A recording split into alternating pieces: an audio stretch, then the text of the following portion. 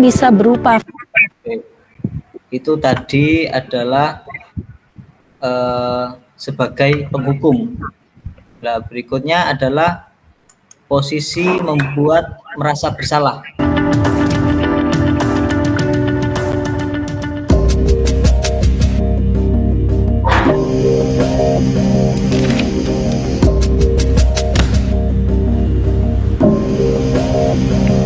Naren!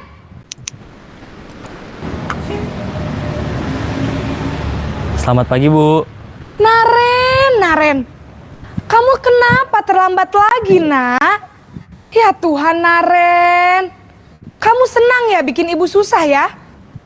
Kalau kamu terlambat lagi, nanti ibu yang ditegur bapak kepala sekolah, Nak. Disangka ibu tidak bisa membina kamu. Duh, gimana ini? Maaf, Bu.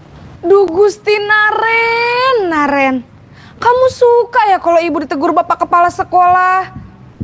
Terus, sekarang ibu harus tulis apa ini di buku absen?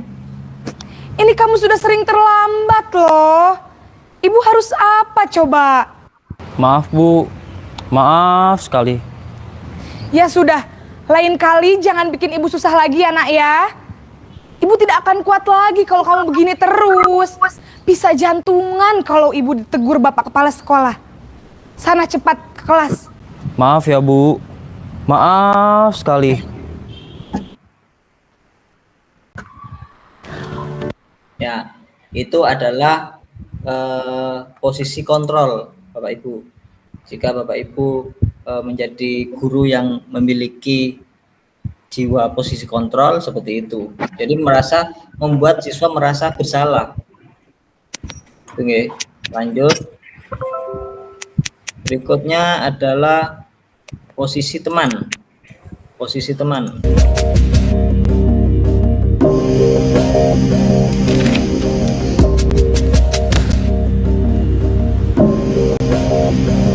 Naren!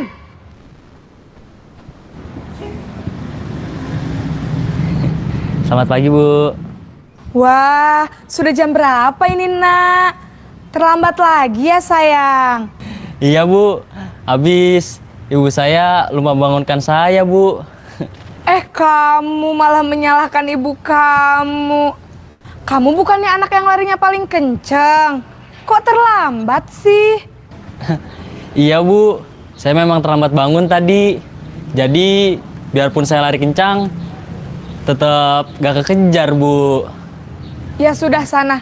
Nanti lain kali larinya lebih kenceng lagi ya. Biar gak terlambat lagi. Bikin seneng ibu. Demi ibu. Bisa kan? Bisa lah, Bu. Ya sudah sana masuk kelas. Ibu beresin urusan absen kamu. Kamu ini ada-ada saja. Dalam Itu barusan adalah posisi kontrol sebagai teman Bapak Ibu. Di sini berikutnya adalah posisi pemantau.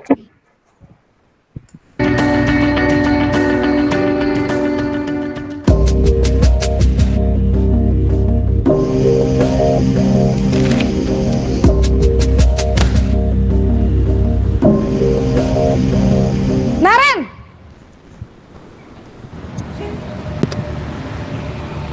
Selamat pagi, Bu. Naren, apa peraturan sekolah kita tentang jam berapa kita harus masuk sekolah, Nak? Kita harus di sekolah jam 7, Bu. Iya, betul. Sekarang sudah jam 7.20. Naren sudah tahu konsekuensinya jika terlambat hadir. Paham, Bu. Saya harus tinggal kelas pas jam istirahat selama 20 menit. Iya, benar. Konsekuensinya demikian. Jadi nanti jam 9.30 pas istirahat, kamu harus tinggal di kelas, kerjakan tugas tambahan untuk ketertinggalan kamu, ya? Baik, Bu. posisi Oke, berikutnya adalah posisi sebagai manajer.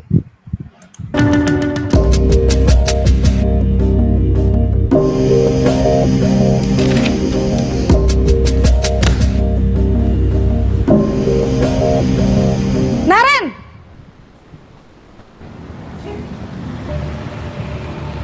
Selamat pagi, Bu. Selamat pagi, Naren. Maaf, Bu. Saya terlambat. Iya, sekolah masuknya jam 7, sekarang sudah jam 7.20. Jadi sekarang bagaimana ini, Naren? Maaf, Bu. Saya lupa setel alarm saya semalam. Baiklah, menurut kamu, keyakinan sekolah yang mana yang perlu kamu tingkatkan? Menghargai diri sendiri dan orang lain mungkin ya, Bu. Setuju. Jadi, apakah Naren meyakini prinsip saling menghormati tersebut? Iya, Bu. Saya meyakininya. Apakah Naren bersedia memperbaiki masalah keterlambatan ini? Bersedia, Bu. Bagaimana kamu akan perbaiki masalah keterlambatan ini? Saya akan coba untuk tidak lupa menyetel alarm saya, Bu. Baik, kalau Naren lupa menyetel alarm di rumah, ada orang yang kira-kira bisa bantu mengingatkan tidak? Ada, Bu. Kakak saya, Kak Ema. Ada lagi selain Kak Ema? Selain Kak Ema, ada ibu saya. Baik, jadi yang mengingatkan Naren adalah Kak Ema dan ibu kamu ya? Kira-kira akan mulai setel alarm kapan nih, Naren? Setelah pulang sekolah, akan segera saya lakukan. Baik, jadi Naren akan setel alarm untuk bangun besok pagi dan akan diingatkan oleh kakak dan ibunda Naren ya. Ada lagi yang mungkin perlu dilakukan, Naren? Agar tidak terlambat bangun lagi. Tidak ada, Bu. Baik, Naren. Terima kasih untuk kerjasama kamu. Sekarang kamu perlu kembali ke kelas untuk belajar. Baik, Bu. Terima kasih. Posisi manajer adalah posisi Nah, itu adalah posisi manajer Bapak Ibu. Jadi nanti dari berbagai macam contoh posisi kontrol mana yang Bapak Ibu lakukan selama ini untuk kita refleksi bersama. Pemberi hukumankah? Pemberi merasa bersalah? Menjadi seorang teman? Menjadi pemantau? Atau menjadi manajer? Nah, itu.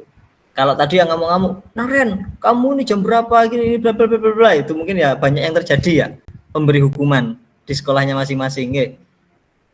Bapak Yaya Edo bagaimana? Bapak Yaya Edo memilih si kontrol yang mana menurut Bapak Edo?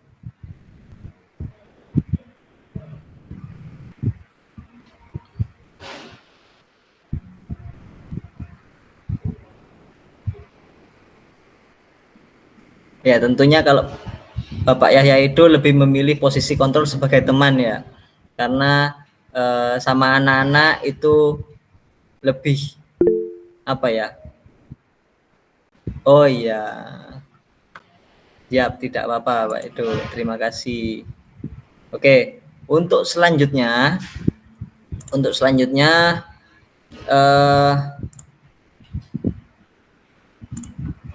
ya, setelah melihat video tadi, tentunya kita merefleksikan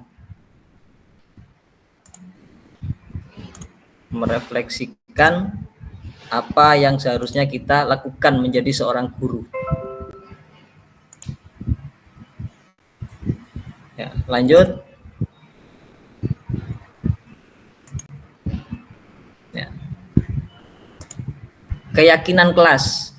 Kita mengenal keyakinan kelas adalah nilai-nilai kebajikan universal yang disepakati bersama oleh semua warga kelas, terlepas dari latar belakang suku, negara, bahasa, maupun agama. Keyakinan kelas ini dapat berupa pernyataan-pernyataan universal yang dibuat dalam bentuk kalimat positif. Contohnya, jika contoh dari kalimat negatif menjadi sebuah kalimat positif yang biasanya Bapak Ibu lakukan, disampaikan kepada murid-muridnya, dilarang membuang sampah sembarangan. Kalimat positifnya apa? Buanglah sampah pada tempatnya. Hal-hal yang dilarang, tidak boleh, itu dicari padanan katanya menjadi sebuah kalimat yang positif. Gitu Bapak Ibu. Kalau selama ini aturan atau tertib yang ada di kelas itu rubah jadi sebuah keyakinan kelas. tentunya atas kesepakatan bersama dari siswa-siswa di kelas itu sendiri. Gitu nggih.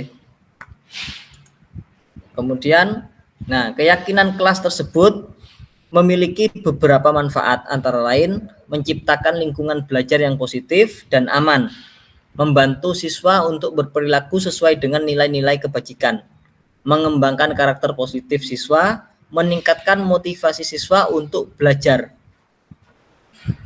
Nah, di sini sifatnya dari keyakinan kelas tersebut adalah universal, positif, terbatas, relevan, dan diperbarui. Jika keyakinan kelas itu sudah butuh untuk diperbarui, ya maka dibuatlah kesepakatan kembali di kelasnya. Gitu nggih? Disepakati kembali untuk memperbarui keyakinan kelas tersebut. Agar benar-benar semuanya sepakat. Itu baik guru kelas atau wali kelas dengan siswa kelasnya, atau guru pelajar, guru mata pelajaran dengan siswa di kelas pelajarannya. Itu bisa aja. Tidak harus wali kelas dengan siswa kelasnya. Setiap guru mata pelajaran bebas mempunyai keyakinan kelas sendiri. Gitu. Kalau mengikuti pelajaran seni budaya, maka siswa meyakini titik-titik, satu apa, dua apa, itu harus disepakati sama siswa kelasnya masing-masing. Gitu nggih. Lanjut. Nah, di sini motivasi internal dari kita adalah menguatkan nilai-nilai yang diyakini karena kontrol ada pada dirinya sendiri, bukan pada orang lain. Kalau Bapak Ibu yakin dengan apa yang dilakukan asalkan baik, yaitu untuk menguatkan nilai-nilai keyakinan Bapak Ibu atau keyakinan dari peserta didik. Tuh. Lanjut. 6. Landasan filosofi restitusi. Kesalahan adalah hal yang normal karena manusia berbuat salah setiap harinya. Yang pertama. Yang kedua, setiap manusia tahu jika berbuat salah. Yang ketiga, semakin disalahkan dan dikritik membuat kita menjadi percaya diri dan berfokus pada kesalahan. Nah, di sini. Yang keempat, proses dari restitusi menguatkan setiap individu karena diri sendirilah yang menyelesaikan dan memperbaiki kesalahan. Yang kelima, proses restitusi membuka banyak kesempatan bagi setiap murid untuk meraih sukses. Pertamanya, merasa dihargai dan lebih terbuka untuk percaya pada diri sendiri juga orang lain. Yang keenam, individu yang tumbuh dalam proses restitusi menjadi lebih mengetahui bahwa kesalahan adalah hal yang biasa sehingga dia pun akan melakukan proses restitusi pada orang di sekitarnya. Oke. Nah, ini segitiga restitusi. Restitusi itu mengajak murid untuk mengidentifikasi kembali tindakannya sehingga dia bisa menganalisis dan memikirkan langkah yang tepat dalam pemecahan masalahnya. Yang pertama adalah menstabilkan identitas. Mengubah identitas anak dari orang yang gagal karena melakukan kesalahan menjadi orang yang sukses. Pernyataannya adalah setiap orang pasti pernah melakukan kesalahan. Nah, contoh gitu. Kamu bukan satu-satunya yang pernah melakukan ini. Yang kedua, validasi kebutuhan.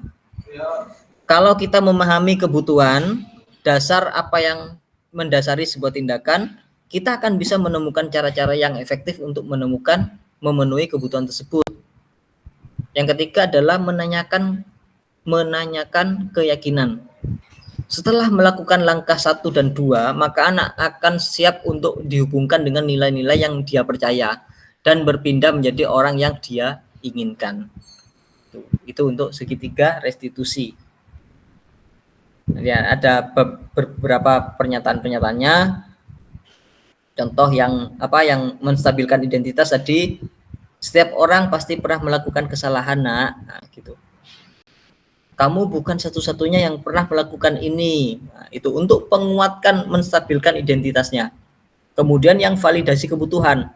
Kamu tentu punya alasan kenapa melakukan hal ini, nak. Gitu. Kita membuat peran di situ. Peran seorang guru untuk menstabilkan, memvalidasi, dan menanyakan keyakinan. Adakah cara yang lebih efektif untuk mendapatkan apa yang kamu butuhkan, nak? Nah, gitu. Kemudian yang terakhir adalah keyakinan kelas apa yang telah kita yakini. Membuat siswa itu tidak merasa bersalah, tapi mengarahkan ke bangkitnya semangat motivasi agar tidak melakukannya lagi. Gitu nggih. Tonton video segitiga restitusi.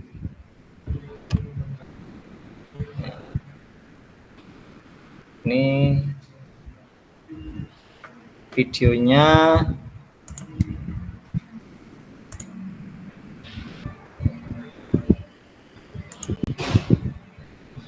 Oke. Kemudian ini ada video segitiga restitusi.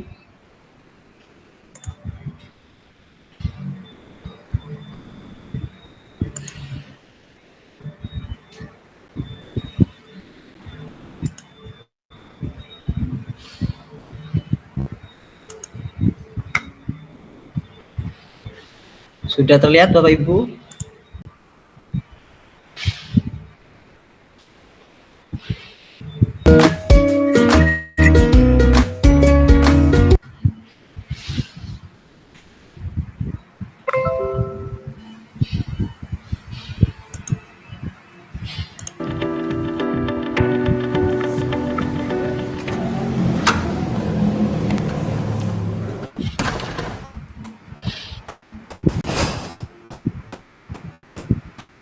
Siang Sarah. Tiang, Pak. Sudah lama nggak ketemu Sarah. Kenapa hari ini ada di sini? Kesel, Pak. Kesel banget. Masa aku dikatain tukang fitnah, Pak? Ya aku marah lah. Aku balik ngatain Eka di depan kelas. Kesel banget. Oh begitu. Ya pasti kamu marah dan kesal. Bapak juga akan marah apabila ada yang menuduh Bapak seperti itu. Kemudian pada saat itu kamu mau melakukan apa? Ya saya langsung ngatain Eka lah, Pak. Kesel banget. Saya bentak-bentak dia depan teman-teman lain. Oh begitu. Pasti kamu melakukan seperti itu karena suatu alasan tertentu, bukan? Iyalah, masa saya diam saja, Pak? Ya saya bela diri lah. Masa saya dituduh tukang fitnah? Ya wajarlah. Mempertahankan harga diri itu sesuatu yang penting buat kamu. Untung kamu tidak bertindak lebih gegabah lagi. Hanya membentak-bentak. Iya, Pak. Untung saya masih bersabar dan hanya membentak saja. Sudah gemes padahal. Saya pasti bela diri lah. Ya pasti ya. Tapi kamu memilih untuk tetap bertahan dan bersabar. Kamu memilih untuk tidak berbuat lebih parah lagi, bukan? Iya. Nah, sekarang coba kita lihat lagi. Tindakan kamu yang bentak-bentak Eka di kelas. Tindakan kamu itu kira-kira sesuai dengan keyakinan kelas atau prinsip kamu tidak? Enggak lah, Pak. Capek, Pak, jadi pemarah. Jadi keyakinan atau prinsip mana yang kurang sesuai dengan keinginan kamu? Ya, saya sebenarnya sangat menghargai orang lain. Mungkin saat itu saya menjadi emosi, jadi tidak menunjukkan sikap itu. Kamu meyakini tidak? Menghargai orang lain itu penting buat kamu. Yakinlah, Pak. Iya, setuju. Kita harus saling menghargai. Namun, ada juga keyakinan yang kita sepakati yang perlu kita jalankan apabila kita sedang marah, bukan? Ya, saya bisa lebih proaktif, mulai dengan diri sendiri. Saya bisa jadi lebih bersabar, mengambil waktu jeda untuk berpikir mau apa selanjutnya. Kira-kira kamu bersedia memperbaiki masalah ini tidak? Bersedia, Pak. Kalau kamu memperbaiki masalah ini, kamu akan menjadi orang seperti apa? Saya akan menjadi orang yang bertanggung jawab kali ya, Pak. Dan senantiasa proaktif. Iya, menurut kamu bagaimana rasanya menjadi orang seperti itu? Ya nyaman lah, bangga bisa bersabar dan menahan diri. Baiklah kalau begitu. Yuk kita pikirkan bagaimana memperbaiki masalah ini.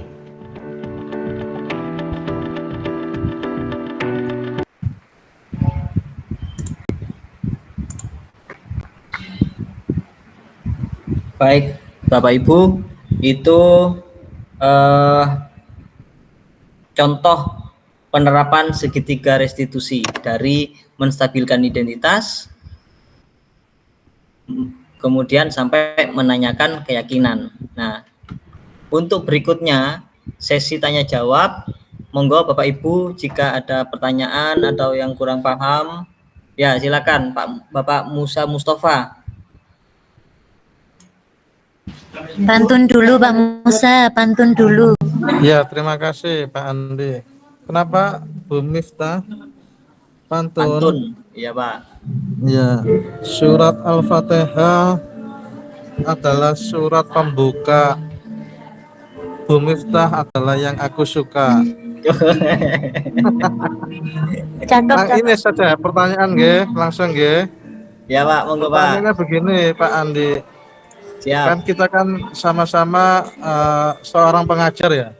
siap. Karena kita sama-sama seorang pengajar, bagaimana cara membuat kegiatan belajar mengajar kita itu menyenangkan bagi murid-murid dan bermakna dalam hal menerapkan disiplin positif. Jadi menyenangkan dan bermakna sehingga pembelajaran itu bisa menerapkan disiplin positif. Baik. Itu Itu saja, pertanyaannya Pak Andi, monggo ditanggapi. Terima kasih. Ya, terima kasih Pak Musa. Bagaimana membuat pembelajaran yang menyenangkan dan tetap disiplin positif? Menurut Pak Musa, pembelajaran Pak Musa selama ini apakah sudah menyenangkan? Kalau saya sudah menyenangkan Pak, tapi mapelnya itu yang tidak menyenangkan bagi anak-anak. Oh, karena Gitu, mapel Ustaz. matematika gitu ya? Betul iya. Iya. Jadi, Mungkin yang lebih lihat mapelnya menyenangkan aja adalah sudah. mapel seni budaya seperti saya itu pasti menyenangkan karena anak-anak diajak bermain terus, Pak. Ah ya betul itu. Nah, di Makanya saya situ, bertanya seperti itu Pak, bagaimana caranya? nah, gini Pak. Yang pertama, kalau kita dulu menjadi seorang siswa, kalau kita sudah tidak suka dengan mata pelajarannya, pasti juga berpengaruh dengan psikologi anak. Kalau kita tidak suka dengan gurunya, tentunya juga mereka memiliki psikologi yang tidak nyaman untuk mengikuti pelajarannya. Begitu ya Pak Musa. Nah, namun di sini kita menjadi seorang guru yang profesional, seiring berjalannya waktu dengan berlandaskan filosofi Ki Hajar Dewantara, setiap anak memiliki kodrat alam dan kodrat zamannya masing-masing. Nah, di situ kita mencoba membuat suasana yang menarik sekalipun itu pelajaran yang banyak yang tidak disukai oleh anak-anak, contohnya matematika, IPA, itu kan kebanyakan pelajaran yang materi, teori dan hitung-hitungan atau berpikir untuk berpikir dan membaca itu. Berbeda dengan pelajaran olahraga, dengan pelajaran seni budaya yang kebanyakan praktek. Nah, di sini tuntutan guru untuk menjadikan suasana dan pengelolaan kelas mencari ide-ide kreatif, contohnya cari video pembelajaran atau membuat pelajaran yang dengan metode-metode permainan, media pembelajaran yang menyenangkan. Itu yang mungkin menurut saya yang bisa dilakukan gitu. Ada kalanya anak-anak diajak refreshing agar seperti kata TikTok itu, kasta tertinggi seorang guru bukan guru penggerak, bukan guru yang sertifikasi, bukan guru yang pinter PMM, namun guru kasta tertinggi adalah guru yang dinantikan kehadirannya oleh murid di dalam kelas. Dalam arti, kalau Pak Musa nanti membuat sebuah pelajaran yang asik dan menyenangkan, lebih banyak anak bermain daripada berpikir, tapi bermain dalam arti itu belajar. Nah, gitu. Lesson study-nya itu seperti apa? Nah, lesson study tersebut nanti kita kembangkan menjadi sebuah permainan. Bisa-bisa lebih banyak muatan permainannya daripada muatan matematikanya. Minimal menciptakan anak untuk ikut, menciptakan anak memiliki minat yang lebih untuk mengikuti matematika. Minimal itu dulu Pak Musa. Kalau menurut saya sih begitu. Iya Pak, kadang anak itu kecanduan Pak kalau sudah dikasih permainan ya matematika jadi minta terus ya, Nah, sehingga itu. materi yang lainnya itu kadang terlewatkan Nah, itu seperti Pak. itu. Adanya kembali lagi pada adanya keyakinan kelas. Saat awal Pak Musa sudah menerapkan keyakinan, membuat sebuah kesepakatan sama anak-anak, anak-anak pelajaran matematika kita harus apa saja, harus ngapain apa saja. Gitu. Pertama, misal apa, menyepakati. Ya kesepakatan di awal, dicoba aja kesepakatan di awal seperti apa. Misal 10 ngerjakan soal 1 kali bermain, 10 ngerjakan soal 1 kali bermain. Jadi saat anak-anak sudah membahas 10 soal, diberi kesempatan untuk bermain. Mungkin seperti itu, Pak. Ada apa ya? Suplemen-suplemen sendiri. Habis 5 mengerjakan soal urean, anak-anak diberi kesempatan main Free Fire setengah jam gitu. Habis waktunya. Anak-anak ngerjakan 10 soal, setelah itu mabar Mobile Legend. Nah, itu habis waktunya. Tapi dalam muatan mabar pun itu diberi muatan matematika. Nanti setelah mabar kalian hitung kecepatan dan berapa waktu anak-anak dalam menyelesaikan ini. Oh, berarti berapa jam? Dalam berapa jam itu kira-kira berapa menit, berapa detik. Nah, itu anak-anak menjabarkan. Itu kan juga belajar matematika lagi dalam bermain Mobile Legend. Misal gitu. Masuk apa? Ya, terima kasih Pak. Saya belum berpengalaman jadi guru matematika soalnya. Iya Pak. Ya, saya berusaha menjadi guru matematika itu sulit Pak. Harus menjadi orang yang disukai dulu. Karena pelajarannya itu sudah tidak disukai, apalagi ketemu orangnya nggak disukai, tambah nggak suka semuanya. Iya. Seperti kata yang di Instagram itu, matematika itu sulit bukan? Bukan. Gitu. Iya. Iya Pak, terima kasih Pak Andi. Siap, terima kasih Prof. Untuk yang lainnya, Bapak Ibu. Nggih, Pak Andi. Siap, monggo Pak Bakti. Ya. Saya ingin bertanya tentang budaya positif di sekolah. Sudah warga sekolah menggerakkan yang namanya untuk mengikut budaya positif, namun hasilnya menurut saya masih kurang maksimal. Saya ingin melibatkan orang tua di sekolah. Menurut Pak Andi, bagaimana cara melibatkan orang tua ikut membangun budaya positif di sekolah, Pak Andi? Siap. Terima kasih Pak Bakti. Suara saya apa sudah dengar? Oke, siap. Ya, sudah. Begini, membangun budaya positif dengan orang tua di sekolah itu salah satunya adalah komunikasi. Kita kembali lagi pada komunikasi dan pendekatan dengan orang tua, mengajak orang tua seperti halnya kita membuat sebuah kesepakatan kelas. Di situ kesepakatan kelas dengan siswa. Nah, di sisi lain buatlah kesepakatan kelas dengan orang tua. Misal pun juga kesepakatan grup chat dengan orang tua gitu. Sebelum bertanya lakukan salam terlebih dahulu. Ya gitu. Itu salah satu contohnya, kesepakatan grup chat di kelasnya masing-masing. Itu juga menciptakan budaya positif di sekolah, membangun komunikasi yang baik. Nah, kemudian kesepakatan kelas yang ditetapkan oleh siswa tadi, yang disepakati, itu juga dilempar kepada orang tua. Dilempar kepada orang tua, kira-kira masukan dari orang tua seperti apa? Memang dalam kurikulum Merdeka ini keterlibatan orang tua itu juga dibutuhkan. Bahkan adanya di program sekolah yang namanya kelas inspirasi itu bisa aja perwakilan kelas itu memberikan sebuah inspirasi kepada siswa lain di kelas itu secara bergantian. Gitu. Itu membangun budaya yang baik, membangun budaya positif. Dan pada intinya tetap komunikasi dan menjalin sebuah kerjasama baik dengan orang tua. Itu Pak Bakti. Oke, siap Pak Andi, terima kasih atas masukannya. Saya rasa ini akan jadi referensi ke depannya untuk saya dan teman-teman guru yang lain. Siap. Terima kasih Pak Andi. Siap Pak Bakti. Bapak Ibu yang lain? Ada yang lain? Tidak ada? Oke, kalau tidak ada, terima kasih banyak Bapak Ibu ya.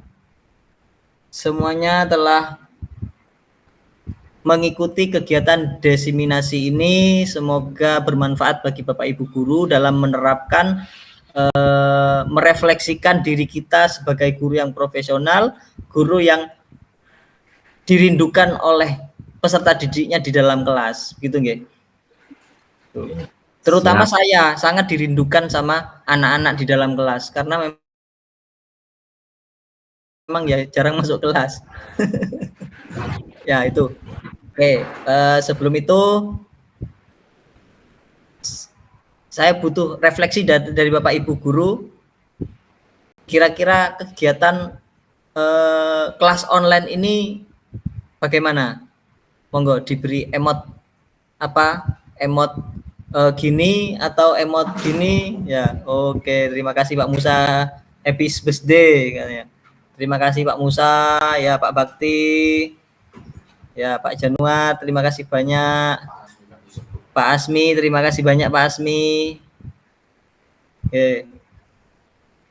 Oke, terima kasih Bapak Ibu. Mohon maaf yang sebesar-besarnya jika ada salah kata dan kurang lengkapnya sebuah materi yang saya jelaskan. Wabillahi taufik wal hidayah. Wassalamualaikum warahmatullahi wabarakatuh. Salam bahagia. Waalaikumsalam warahmatullahi wabarakatuh. Waalaikumsalam warahmatullahi wabarakatuh. Terima kasih Bapak Ibu. Sama-sama Pak Andi. Bu Novi.